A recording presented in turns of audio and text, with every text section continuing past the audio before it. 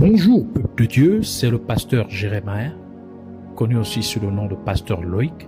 Nous voulons écouter la parole de Dieu pour la semaine, mais avant tout, nous voulons commencer par une parole de prière. Alors, en signe de révérence à notre Père Céleste, à notre Dieu, baissons nos têtes et prions ensemble. Dieu Tout-Puissant, Dieu de gloire, Dieu de merveille, Dieu de prodige, Saint des saints, Roi des rois, Seigneur des seigneurs, toi le seul et véritable Dieu, Yahweh, merci pour cette nouvelle opportunité que tu nous accordes de pouvoir nous recueillir dans ta présence. Nous venons ainsi nous recommander entièrement en tes mains, corps, âme et esprit, pensée et cœur, l'air, l'atmosphère tout autour de nous et en nous remettons toutes choses en tes saintes mains.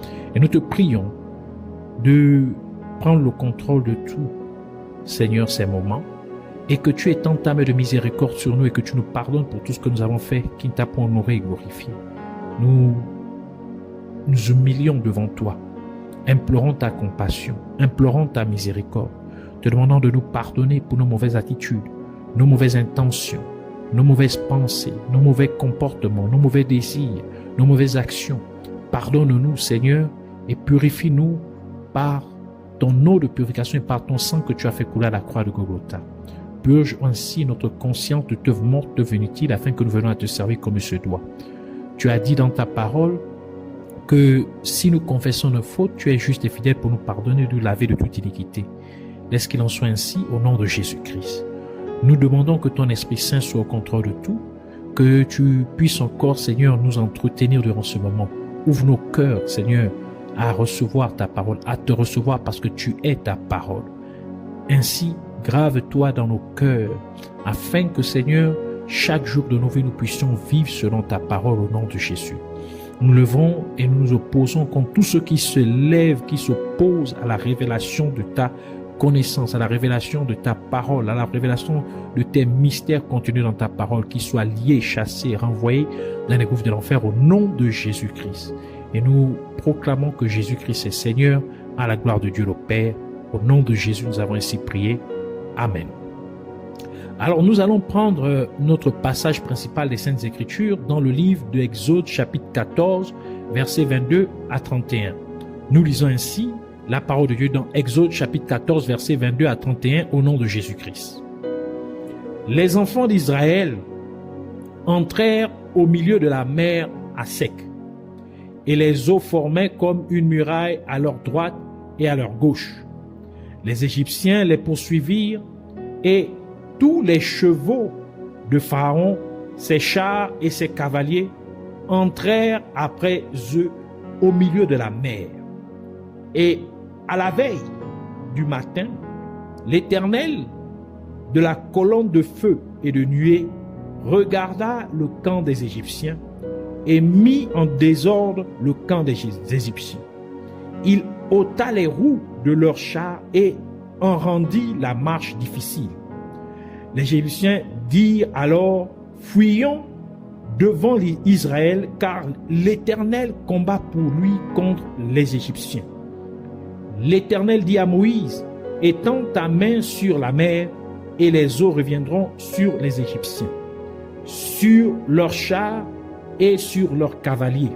Moïse étendit sa main sur la mer, et vers le matin, la mer reprit son impétuosité, et les Égyptiens s'enfuirent à son approche. Mais l'Éternel précipita les Égyptiens au milieu de la mer. Les eaux revinrent et couvrirent les chars, les cavaliers et toute l'armée de Pharaon qui était entrée dans la mer après les enfants d'Israël. Et il n'en échappa pas un seul. Mais les enfants d'Israël marchèrent à sec au milieu de la mer, et les eaux formaient comme une muraille à leur droite et à leur gauche.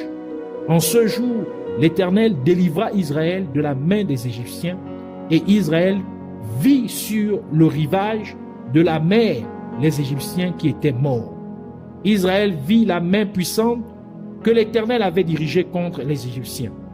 Et le peuple craignit l'Éternel, et il crut en l'Éternel et en Moïse, son serviteur. Que le Seigneur bénisse sa parole, qu'elle vienne pleine de grâce, de révélation, de profondeur et de vie au nom de Jésus-Christ.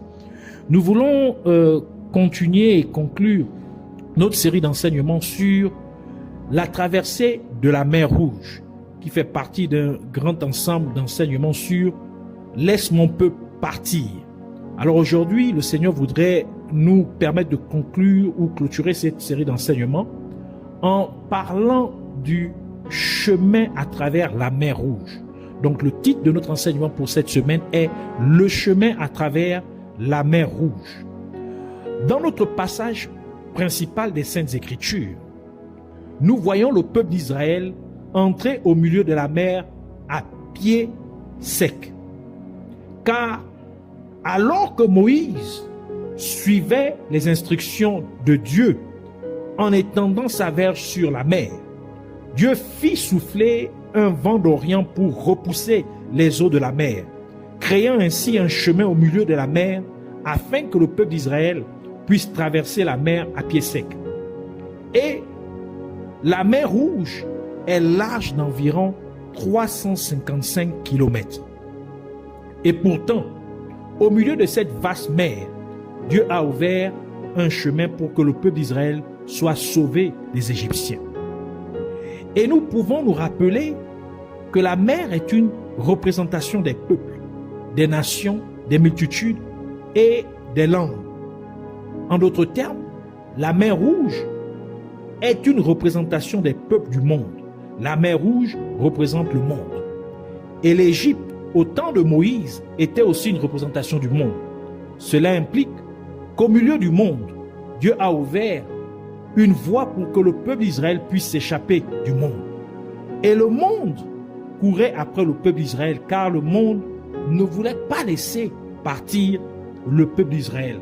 C'est ce que symbolise l'armée de Pharaon qui poursuivait le peuple d'Israël au milieu de la mer. Et Jésus-Christ a dit dans Jean chapitre 14 verset 6, « Je suis le chemin, la vie et la vérité. Nul ne vient au Père que par moi. » Cela nous révèle donc que le chemin que Dieu a tracé à travers la mer Rouge pour que le peuple d'Israël puisse échapper aux Égyptiens était une représentation de Jésus-Christ. Ce chemin représentait le chemin du salut que nous avons en Jésus-Christ. Ainsi, en créant un chemin au milieu de cette vaste mer, Dieu représentait en fait le chemin du salut qu'il a prévu pour l'humanité au milieu de toutes les voies pernicieuses qui existent dans le monde. Et c'est pourquoi Jésus-Christ a dit dans Matthieu chapitre 7 versets 13 à 14, « Entrez par la porte étroite, car large est la porte, spacieux est le chemin qui mène à la perdition. Et il y en a beaucoup qui entrent par là. Mais étroite est la porte, resserré le chemin qui mène à la vie. Et il y en a peu qui les trouvent. » Cela nous révèle donc qu'au milieu de la grande quantité de voies que le monde vous offre, Dieu a tracé une voie étroite pour que vous puissiez échapper aux voies pernicieuses de ce monde. Au milieu de tout le grand nombre de voies pécheresses que le monde vous présente, Dieu a placé la voie étroite du salut devant vous, afin que vous puissiez être sauvés et recevoir la vie éternelle. Ce chemin se trouve donc en Jésus-Christ. Et c'est le chemin qui mène à la vie éternelle que nous trouvons lorsque nous acceptons Jésus-Christ comme notre Sauveur et Seigneur. Ce chemin fait donc référence au christianisme, qui est le style de vie que nous adoptons lorsque nous recevons Jésus-Christ dans notre vie et que nous nous engageons pleinement à vivre notre vie dans une obéissance totale à la parole de Dieu. Vous devez donc savoir que vastes sont les chemins qui mènent à l'enfer. Et ce sont les chemins que le monde vous propose. Les voies du monde sont nombreuses et elles peuvent toutes sembler douces et attrayantes. Mais en réalité, elles vous conduisent à la damnation éternelle. Et c'est l'une des raisons pour lesquelles Jésus-Christ a dit dans Marc chapitre 8 verset 36, « Et que sert-il à un homme de gagner tout le monde s'il perd son âme ?» Par conséquent, vous devez comprendre que parce que Dieu vous aime, il a donc prévu un moyen pour vous d'échapper à toutes les voies malveillantes que le monde vous propose. Et bien que le chemin que Dieu a mis devant vous puisse sembler étroit, il vous mènera à la vie éternelle. Vous devez donc vous engager dans la voie de Dieu en acceptant Jésus-Christ comme votre Sauveur et Seigneur. Vous devez prendre le chemin que Dieu a placé devant vous en acceptant de vivre votre vie dans l'obéissance à la parole de Dieu. Et c'est la raison pour laquelle le livre d'Hébreux dit dans Hébreux chapitre 10, versets 19 à 23, « Ainsi donc, frères, puisque nous avons, au moyen du sang de Jésus, une libre entrée dans le sanctuaire, par la route, en d'autres termes, par la voie, par le chemin nouveau, ou encore la route nouvelle et vivante, qu'il a inaugurée pour nous au travers du voile, c'est-à-dire de sa chair, donc son corps. Et puisque nous avons un souverain sacrificateur établi sur la maison de Dieu, approchons-nous avec un cœur sincère, dans la plénitude de la foi, les cœurs purifiés d'une mauvaise conscience et le corps lavé d'une eau pure. Retenons fermement la profession de notre espérance, car celui qui a fait la promesse est fidèle. Ce passage des Saintes Écritures du livre d'Hébreux nous dit que Dieu a fait une voie nouvelle et vivante à travers le corps physique de Jésus-Christ, qui était représenté par le voile, qui séparait le lieu saint du temple de Dieu du saint des saints.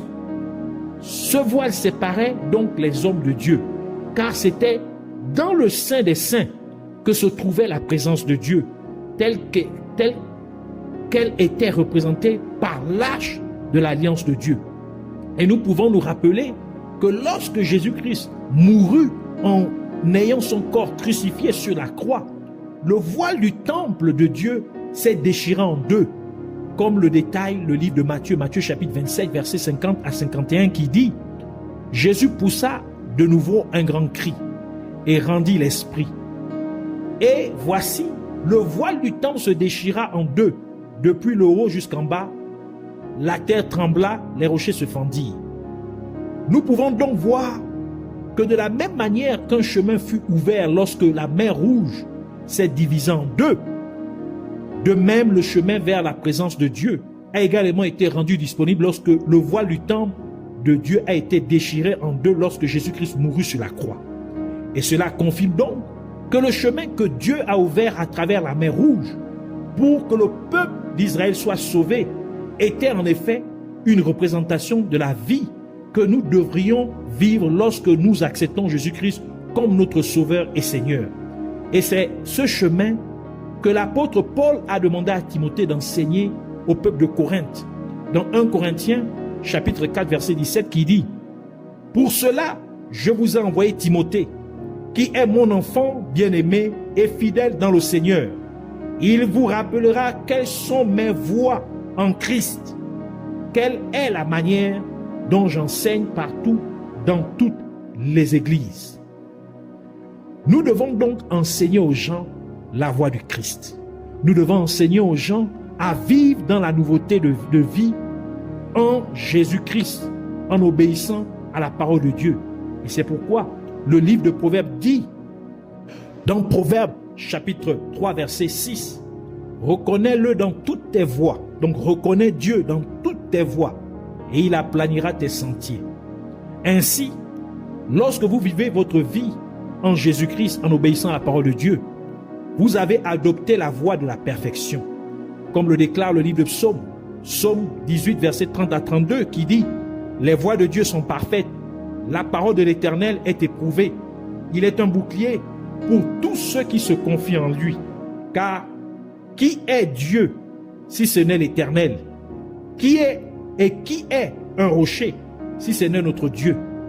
C'est Dieu qui me ceint de force et qui me conduit dans la voie droite. Ainsi, en vivant en Jésus-Christ, vous êtes rendus parfaits. Hébreux chapitre 10, verset 14 dit « Car par une seule offrande, cette offrande qui est Jésus-Christ qui s'est donné à la croix, il a amené à la perfection pour toujours ceux qui sont sanctifiés. » Et maintenant, nous pouvons comprendre pourquoi le livre de Psaume parle de Dieu enseignant aux pécheurs sa voie. Psaume 25, verset 8 à 9 qui dit « L'Éternel est bon et droit. C'est pourquoi il montre aux pécheurs la voie. Il conduit les hommes dans la justice. Il enseigne aux hommes sa voie. » Cela signifie que ceux qui sont prêts à se soumettre à la volonté de Dieu, donc qui s'humilient pour obéir à Dieu, pour se soumettre à Dieu, Dieu les conduira sur le chemin de la vie éternelle. Le chemin de la vie éternelle est donc pour ceux qui craignent Dieu.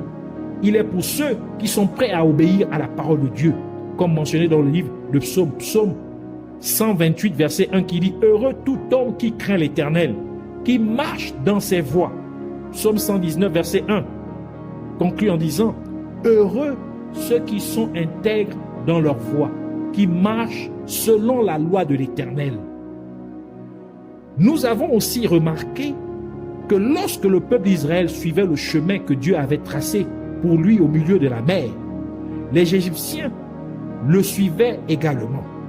Et sachant que l'Égypte du temps de Moïse était une représentation du monde, cela signifie que lorsque le peuple d'Israël quittait les voies pernicieuses du monde, le monde le poursuivait.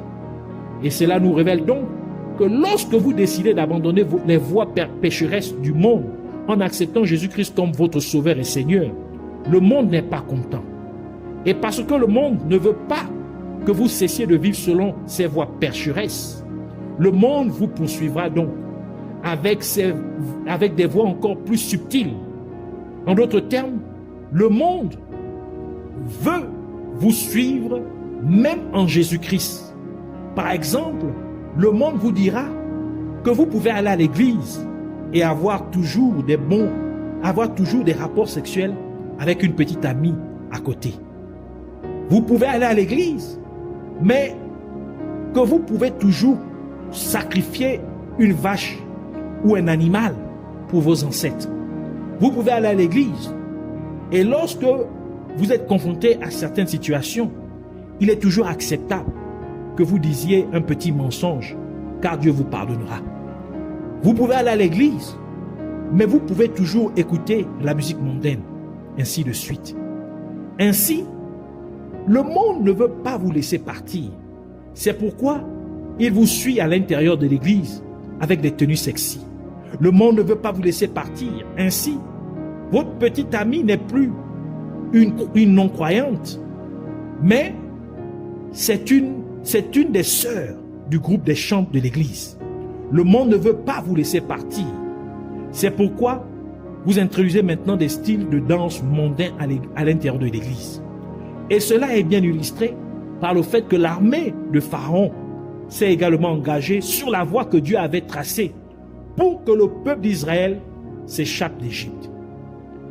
Et il y a encore plus que cela.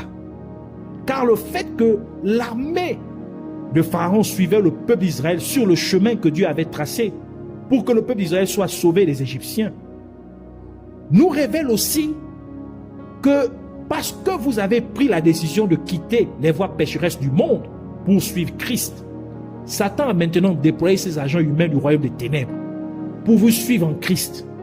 En d'autres termes, il y a des agents humains du royaume des ténèbres qui ont été chargés de vous ramener dans le monde.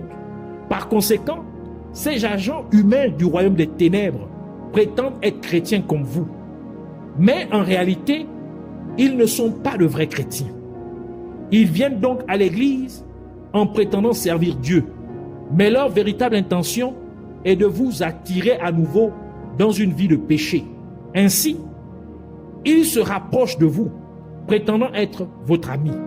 Et petit à petit, ils vous donneront de mauvais conseils afin que vous retourniez à un style de vie mondain. Ou bien, ils vous séduiront vers un tel style de vie en vous invitant à des fêtes mondaines afin que vous puissiez vous familiariser avec la musique mondaine, l'alcool et toutes les autres choses du monde.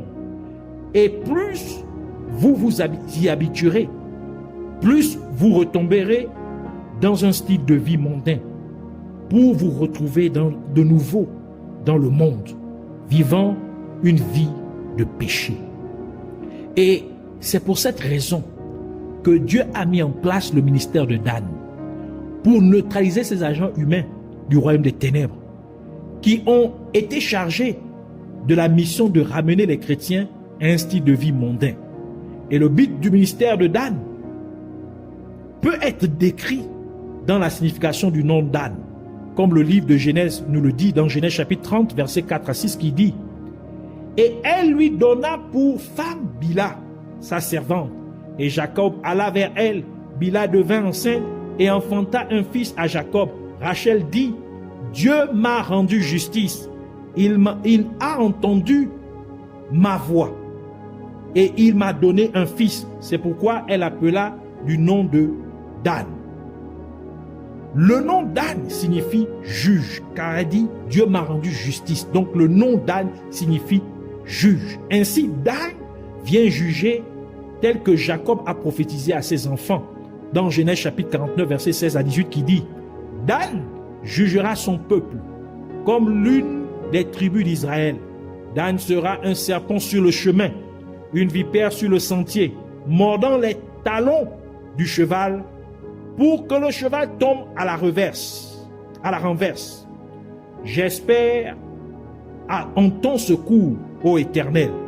Ainsi, Dan est un juge et Dan rend son jugement en faisant tomber le cavalier de son cheval afin que le salut de Dieu puisse s'accomplir. Mais le livre d'Ecclésiaste raconte une controverse. Ecclésiaste chapitre 10 verset 7 qui dit « J'ai vu des esclaves sur des chevaux et des princes marchant sur terre comme des esclaves. » Et nous pouvons aussi nous rappeler que Dieu a promis à Abraham qu'à travers sa postérité, tous les peuples de la terre seraient bénis, tel que le déclare le livre de Genèse, Genèse chapitre 22 verset 18 qui dit « Toutes les nations de la terre seront bénies en ta postérité, parce que tu as obéi à ma voix. » Ainsi, la controverse du livre d'Ecclésiaste est que ceux qui sont désignés par Dieu pour gouverner marchent à pied, tandis que ceux qui étaient censés être des serviteurs sont à cheval. Et cela se rapporte à la sortie d'Égypte du peuple d'Israël. Car lorsqu'ils sortirent d'Égypte, ils marchaient à pied et Pharaon et son armée les poursuivaient sur des chevaux. Et Dieu enleva les roues des chars de Pharaon et de ses cavaliers. Et ils tombèrent tous et moururent dans la mer Rouge. Exode chapitre 13 versets 23 à 25 que nous avons lu tantôt, qui dit les Égyptiens les poursuivirent et tous les chevaux de Pharaon, ses chars et ses cavaliers entrèrent après eux au milieu de la mer. À la veille du matin, l'Éternel, de la colonne de feu et de nuée, regarda le camp des Égyptiens et mit en désordre le camp des Égyptiens. Il ôta les roues de leurs chars et en rendit la marche difficile. Les Égyptiens dirent alors, fuyant devant Israël, car l'Éternel combat pour lui contre les Égyptiens. Ainsi, nous pouvons donc voir que cela fait référence au ministère de Dan. Par conséquent, Dan s'assure d'arrêter quiconque veut empêcher le peuple de Dieu d'accéder à la terre promise. Dan doit les arrêter sur le chemin qu'ils ont pris pour nous suivre. Et ce chemin que nous avons pris est le christianisme. Cela implique qu'il y a des gens qui ont aussi pris ce chemin en se faisant appeler chrétiens, mais ils sont en réalité les agents du royaume des ténèbres. Et leur mission est d'empêcher les vrais chrétiens de mener à bien leur cheminement de la foi. La mission de ces soi-disant chrétiens est d'empêcher les vrais chrétiens d'entrer dans la Nouvelle Jérusalem.